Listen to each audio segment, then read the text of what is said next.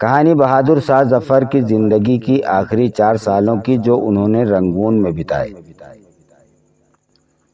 ہندوستان کے آخری شہنشاہ بہادر شاہ ظفر کو میکنسی بحری جہاز میں بٹھا دیا گیا۔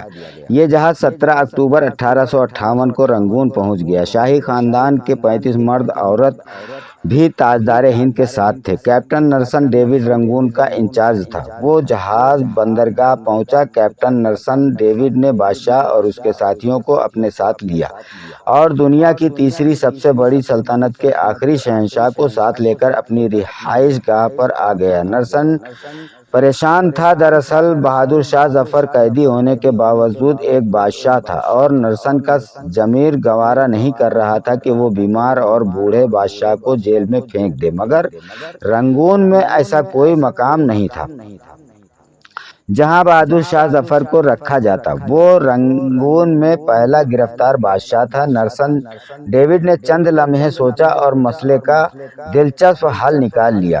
نرسن نے اپنے گھر کا گیراج خالی کروا لیا اور تاجدار ہند ضلع سبحانی کو اپنے گیراج میں قید کروا لیا۔ بہادر شاہ ظفر 17 اکتوبر 1858 کو اس گیراج میں پہنچے اور 7 نومبر 1862 تک 4 سال وہاں رہے۔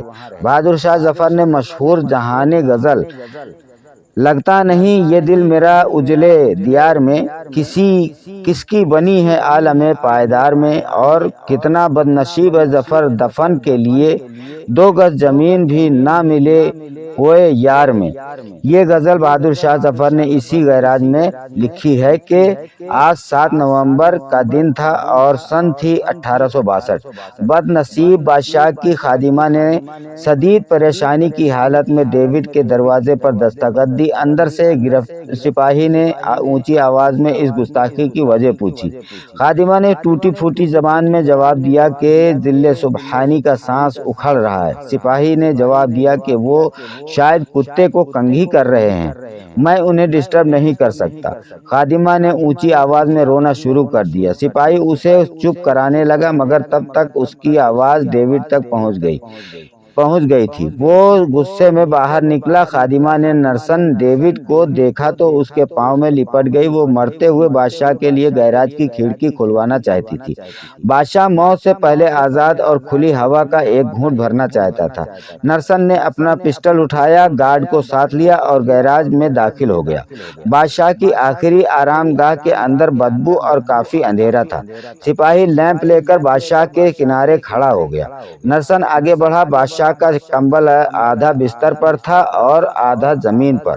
اس کا ننگا سر تکیے پر تھا لیکن گردن ڈھیلی ہوئی تھی۔ آنکھیں سرخ ہو کر باہر نکل رہے تھے۔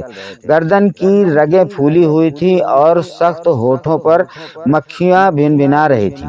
نرسن نے زندگی میں ہزاروں چہرے دیکھے تھے لیکن ایسے چہرے پر اتنی بے چارگی اور اتنی غریب الوطنی نہیں دیکھی تھی۔ وہ کسی بادشاہ کا چہرہ نہیں تھا بلکہ دنیا کے سب سے بڑے بھکاری کا چہرہ تھا، اور اس چہرے پر ایک آزاد سانس، صرف ایک آزاد سانس کی اپیل تحریر تھی، اور یہ اپیل پرانی کنووں کی دیوار سے لپٹی کائی کی طرح ہر دیکھنے والی آنکھ کو اپنی گرفت میں لے لیتی تھی۔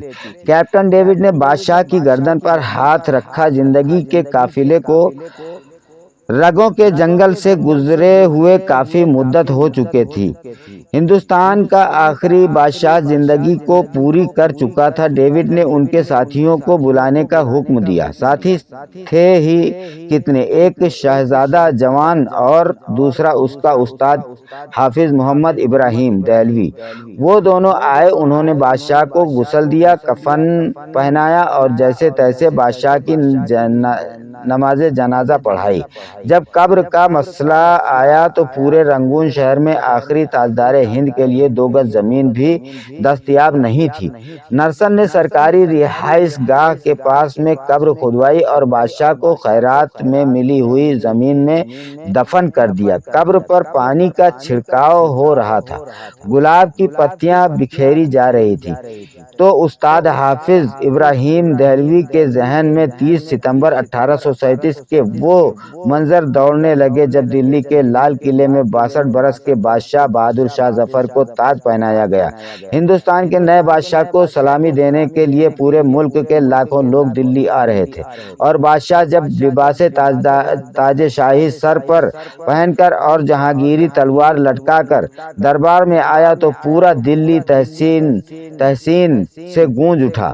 نکارچی نکارے بجانے لگے، کھلی ہوا میں تانے اڑانے لگے، فوجی سالار تلواریں بجانے لگے، فضائیں رقص کرنے لگی۔ حافظ محمد ابراہیم دہلوی کو یاد تھا کہ بہادر شاہ ظفر کے تاج پوشی کا جشن 7 دن جاری رہا، اور ان 7 دنوں میں دلی کے لوگوں کو شاہی خزانے سے کھانا کھلایا گیا، مگر 7 نومبر